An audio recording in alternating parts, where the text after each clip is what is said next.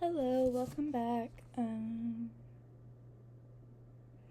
I definitely meant to read more last video. Well, yesterday, I guess.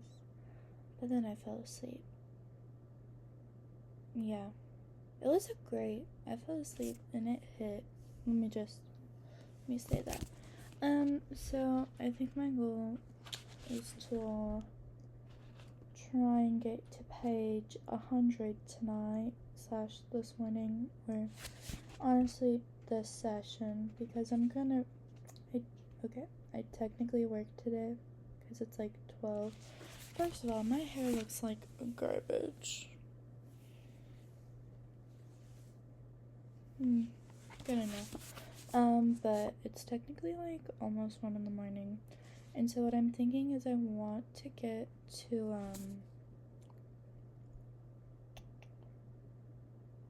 I want to read a bunch in this section, because then throughout the day I'm going to be like doing a bunch of chores and stuff, and so I'm thinking like while I'm waiting for my chores to finish, I can read some more now that like almost everybody in my house is back to school. So I'm by my lonesome. Well, not really, because there's still 2 people in my house, but no one who will hear me record this, because that's kind of embarrassing. Okay, well, enough rambling, so let's just get this show on the road. Chapter 7, Alpha. The guards took me down a cramped stone staircase to the dungeon. If the castle had swallowed me, now it had me in its bowels, for here it was even darker than where they held me in the village. My gut churned between hunger and sickness, thirst crawling at my throat. My heart hammered at the sight of the heavy wooden door. I was already so weak, I did not know how much longer I would last. But they gave me provisions this time before they locked me away: a thin blanket, a pot, and a pitcher of water, and an old hunk of bread, which I ate slowly, biting off tiny amounts and chewing until the saliva flooded my mouth. I only took note of my surroundings once I'd eaten my fill, my shrunken stomach cramping. They had given me no candle, but there was a small grate set high in the wall, letting in the last embers of the day. The stone walls felt cold to the touch, and when I took my fingers away, they were damp. A dripping sound came from somewhere, echoing like a warning. The straw beneath my feet was sodden, moldering, the sweet rot mingling with the reek of old piss. Not a word I want to read. I don't know why, but that word, it gives me the ick. There was another smell too. I thought of all who had been held there before me, growing pale as mushrooms in the dark, awaiting their fate. It was their fear I could smell, as if it had bled into the air, seeped into the stone. The fear hummed within me, gave me strength for what I had to do. I pulled up my shirt so that my belly met with the chill air, then gritting my teeth I began to scratch. Fingernails tearing at the tiny bulb of flesh below my rib cage, below my heart. Just when I was sure that I could bear the pain no longer, I felt flesh come away, then the thick wetness of blood.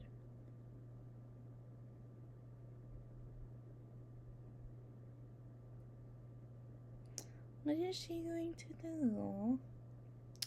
Its sweet tang filling the air. I wish that I had honey or some thyme to make a poultice for the wound. Instead, I made do with some water from the pitcher. Okay, first of all, she knows she's in a very unsanitary okay, I forgot this is like 1619, so like germs aren't really totally a thing yet. Okay, but still, it's nasty. With some water from the pitcher. When I had cleaned it as best as I could, I lay down and drew the blanket over me. The straw did little against the stone floor, and my bones rang with the cold. Only then did I allow myself to think of home, my little rooms, neat and bright with jars and vials, the moss that danced round my candles at night, and outside my garden. My heart ached at the thought of my plants, flowers, my dear nanny goat who kept me in milk and comfort, the sycamore that sheltered me with its boughs. For the first time since they torn me from my pallet, I let myself sob. I wondered if I would die of the loneliness before they had the chance to hang me. But at that moment, something brushed my skin, as delicate as a kiss. It was a spider. Its legs and pincers blue with moonlight. My new friend crawled into the hollow between my neck and shoulder, clinging to my hair. I thanked its presence, which did more to lift my spirit than even the bread and water.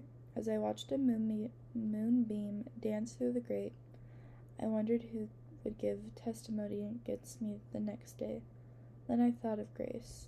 I was sure I would never sleep, but it seemed the thought had barely left my mind when I was woken by the creak of the door swinging open. The spider scuttled away at the burn of torchlight, and my heart lurched at the sight of a man in Lancaster livery. Court would begin shortly, he said. I was to make myself presentable. He gave me a kirtle spun of rough cloth and smelling of sweat. I did not like to think who had worn it before me and where they were now. I winced at the feel of the cloth against my wound, but when the man returned, I was glad that I had on a proper dress, even if it was cruelly made. I wished I had a cap or something to knead in my hair with, for it hung about my face in rags, adding to my shame. My mother always taught me that cleanliness commands respect, and that respect was worth more than all the king's gold to us, especially seeing as we often had little of either. We had washed every week. No smell of curdled sweat hung around the Weyward women, not even in high summer. Instead, we smelled of lavender for protection. I wish I had some lavender now, but all I had were my wits, dulled as they were by the lack of proper food and sleep. The man shackled me for the short walk from the dungeon to the courtroom. I stopped myself from flinching at the shock of the cold metal on my skin and held my head high as we walked up the stairs and into the courtroom. The prosecutor rose from his seat and walked towards the bench where the judges sat. His footsteps on the boards I drove into my heart, and I shook in the awful silence before his speech. Still, I was unprepared for the horror of his words. His pale eyes burned as he denounced me as a dangerous, malicious witch, and thrall to Satan himself. I had, he said, engaged in the most hellish practice of witchcraft and sorcery to take the life of Master John Milburn, him being an innocent and God-fearing yeoman. I don't know what that means. Let me Google it, because that's what Google's for, after all.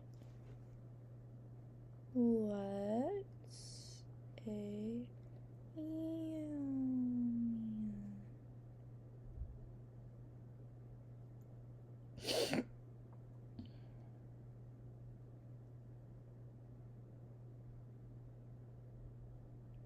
So, there's two definitions. I'm going to say it's probably the one that's in charge of an estate, also known as a freeholder. Because the second one is known as a servant, and I'm like, he wouldn't be called master if he was just a lonesome servant. So, yeah. His voice grew louder as he spoke until it rang like a death knell. Knell. In my skull. He turned and spat the closing words at me. I have confidence, he said, that the gentlemen of this jury of life and death shall find you as you are, guilty. And then to the court I called the first examinant to give evidence against the accused. The blood rushed in my ears when I saw who the guards escorted to the box. Grace Milburn. Chapter 8. Sorry, I'm trying to open my notes app so I can do a timestamp, and my brain's just not functioning right now as it usually does. Timestamp, what? Okay. So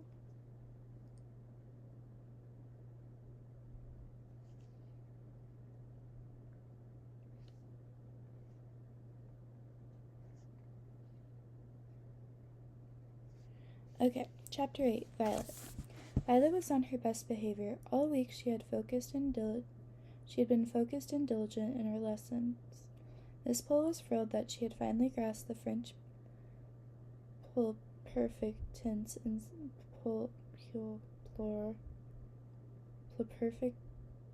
tints and said that her drawing of a vase of irises was exquisite. Violet thought that the blue flowers looked like corpses, with their wilting heads and drooping leaves. Miss Poole had picked them. Violet didn't believe in picking flowers and snapping stems for no reason other than to look at them, but she kept her mouth shut and drew their likeness as best as she could. She even made some crooked progress on the silk slip that Miss Poole insisted she sewed for her Rose. She couldn't for the life of her think why such a thing was necessary. Nanny McCalf was the only person who had ever seen her in her combinations as the nursemaid rather than archaically called them, and Violet intended for matters to stay that way. Determined to avoid the purgatory of finishing school, she had stayed inside for 2 weeks now. 2 weeks since she had felt the kiss of an insect's wings against her skin. 2 weeks since she had climbed her beloved beach, since she removed her treasures, the snail's shells, the butterfly cocoon, the beech nut with its spiky fronds from the windowsill, and hidden them under her bed.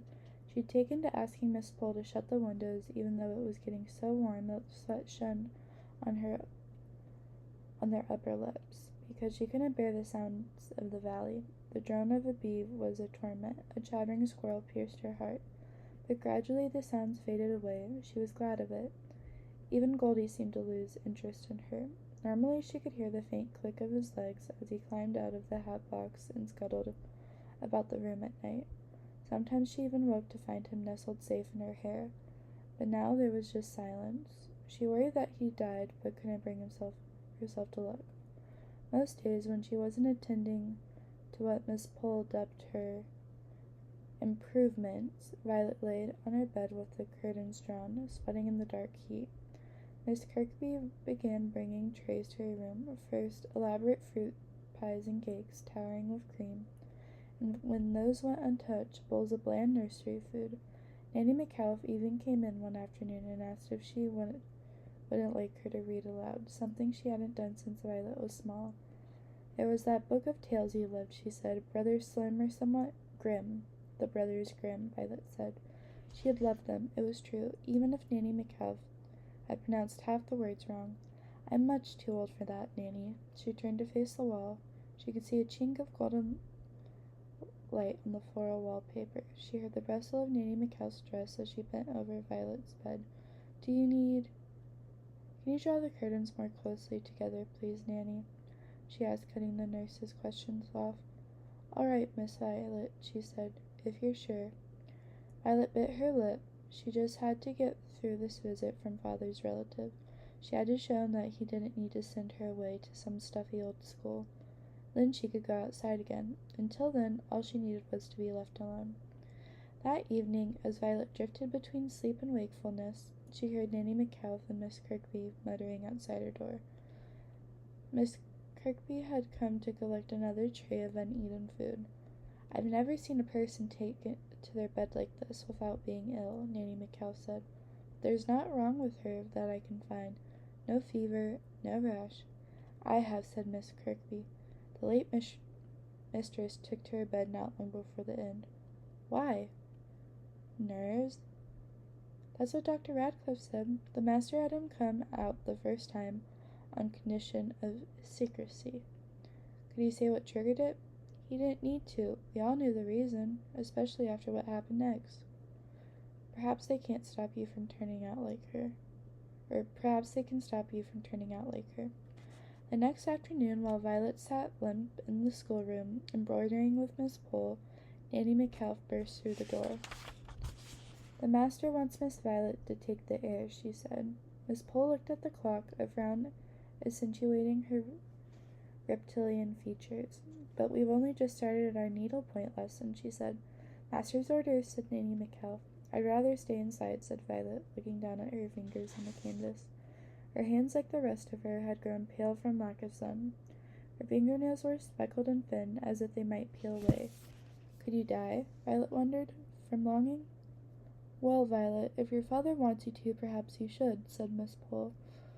But you can continue with your needlepoint after dinner. I'm so very pleased with your enthusiasm. Where has this been Where has this Violet been hiding? Annie Metcalf offered Violet her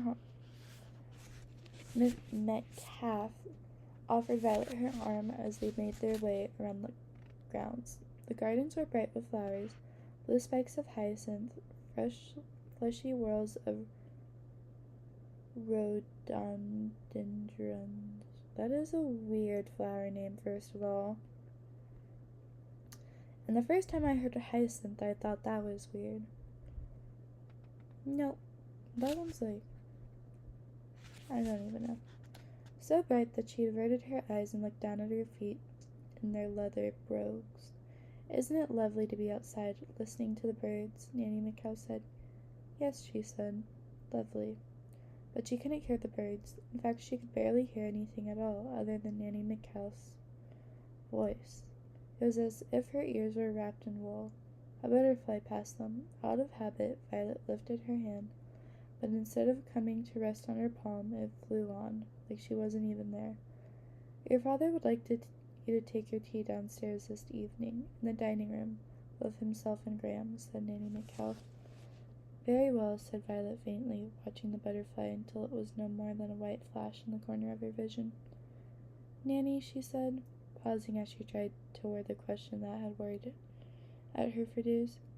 Was there something wrong with my mother? Your mother? Don't know where that's come from, Violet. I've said it before and I'll say it again. I barely knew her ladyship, rest her soul. But Violet saw that Nanny Metcalf's cheeks had reddened. And what about me? Is there something wrong with me? Here, pet, Nanny Metcalf said, turning to look at her. Wherever would you get an idea like that? Just something Father said. I'm not allowed in the village, but Graham is. And until this cousin, no one has ever come to call. People were always calling on each other in novels, Violet had learned, and it wasn't as if there was a shortage of nearby families of similar status who might be disposed to friendship. Why, Baron Seymour lived only 30 miles from Orton Hall and had a son and daughter of equivalent ages to Graham and Violet. She had once looked them up in Father's battered copy of Burke's Peerage. Out? Ooh? I don't know. Weird noise. Your father's just overprotective, that's all. Don't you pay him any mind. Here, we'd better be getting back so you can have your bath. Her words made Violet feel very small, as if she were 6 instead of 16. Violet didn't brush her hair before summer, and she wore her least favorite dress, an ill-fitting orange gingham. She knew it made her look sallow and drawn, but she didn't care. Miss Kirkby set a shrunken joint of roast mutton on the table. Violet hated mutton, though she knew from Father's lectures that they were rather lucky to have it at all. Still, she tried not to picture the gentle, cloud-soft sheep that had given its life for their meal. She looked at her plate. The meat was gray and lumpish, the sort of thing Father would never have eaten before the war. Watery blood leaked from its flesh, staining her potatoes pink. She felt as if she might be sick. She put her knife and fork down before realizing that Father was watching her. A fleck of gravy quivered at the corner of his mouth. Eat up, girl, he said. Follow your brother's example. Graham, whose plate was nearly empty, flushed. Father helped himself to more gravy. You will recall, he began, that your cousin Frederick is coming to stay with us tomorrow. He's an officer in the 8th Army, taking leave from fighting in Tobruk. Do you know where Tobruk is, Graham? No, Father, said Graham. It's in Libya, said Father between mouthfuls. Violet could see strings of meat in his teeth when he talked. The urge to vomit returned. She trained her eyes on the painting hanging on the wall behind him, the portrait of some long-dead viscount looking on imperiously from the 18th century. God-forsaken place, Father continued, full of savages. He shook his head. Violet flinched as she felt something brush against her leg. Pretending to drop her napkin, she peered under the table in time to see Father deliver Cecil a swift kick to the rump. Those wops haven't a clue what they're doing out there. They couldn't govern a sandbar. The maid Penny began clearing the plates to make room for pudding. Eton Mess, a favorite of Father's, who never lost an opportunity to remind Graham that he had expected him to follow in his Etonian footsteps. Graham had not gone into Eton. He was on summer break from Harrow. Your cousin, said Father, is risking his life every day fighting for his country. I expect you to treat him with the utmost respect when he arrives. Is that clear, children? Yes, Father, said Graham. Yes, she said. Violet, Father said, you will not hide in your bedroom. Such laziness disrespects the soldiers fighting hard for king and country, and is unbecoming of a woman. I expect you to maintain a cheerful presence around the hall and be gracious towards your cousin. Understood? Yes, she said. You will recall what we discussed, he said. Yes, Father. After supper, Violet finished her needlepoint lesson with Miss Poole. When they were done, she sat for a while, looking longingly out the window. It was very bright for 7 o'clock. Normally she'd spend an evening like this outdoors, sitting under her beech tree with a book, perhaps, or down by the beck, sketching the frothy white plumes of angelica that grew there. But with her voluntary confinement still in effect, there was not much for Violet to do other than to go up to bed. On her way to the staircase, she passed the library. Perhaps she would try to read in her room. She went inside, and from the very bottom shelf in the corner, she picked up a book with a red leather jacket. The front cover embossed with gold script, Children's and Household Tales by the Brothers Grimm.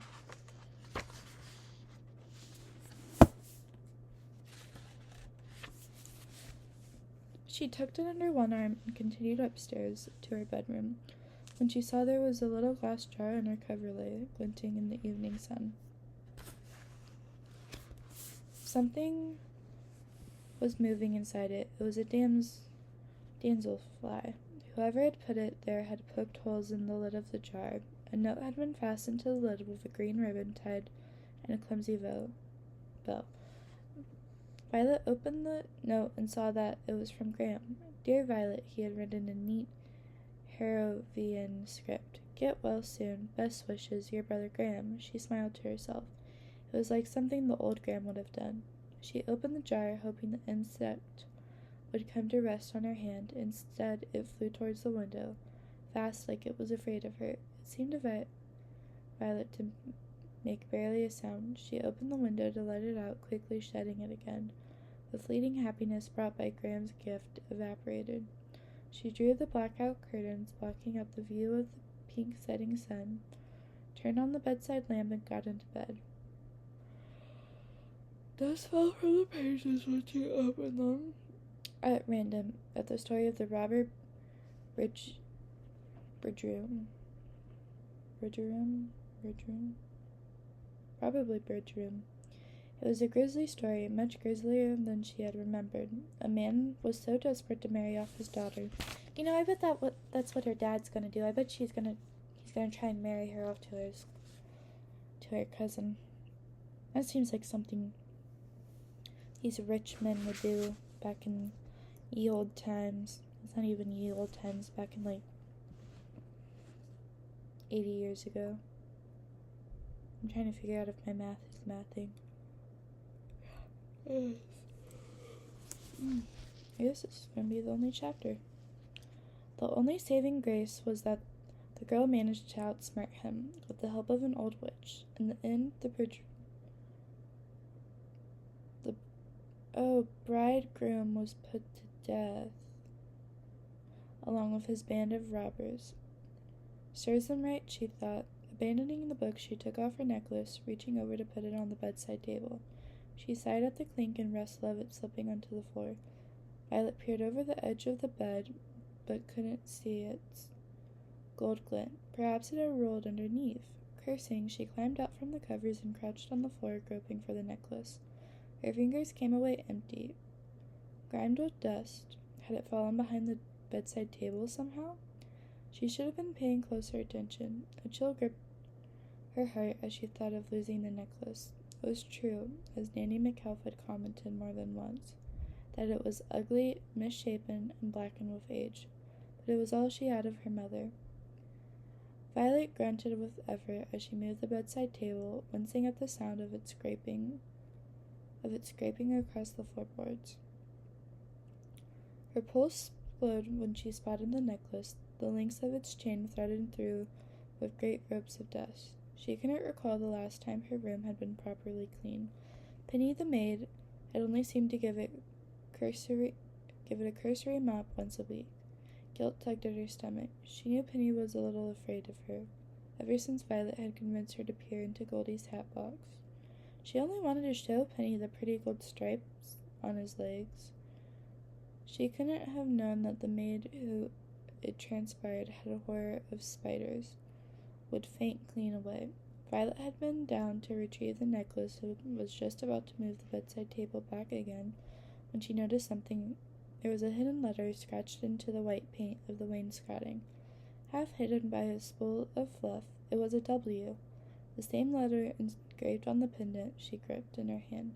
Gently brushing away the dust, she uncovered more letters, which looked as if they had been painstakingly etched with a pen, or she shuddered, a fingernail. Together the letters formed a word which was somehow familiar, like a long-lost friend, though she had no recollection of ever seeing it before. Weyward. Well, I'm going to stop at chapter 9 because I'm tired and I deserve to take a little nap. Well, not even nap. I deserve to go to bed. So that will be all for... Excuse me. That will be all for right now.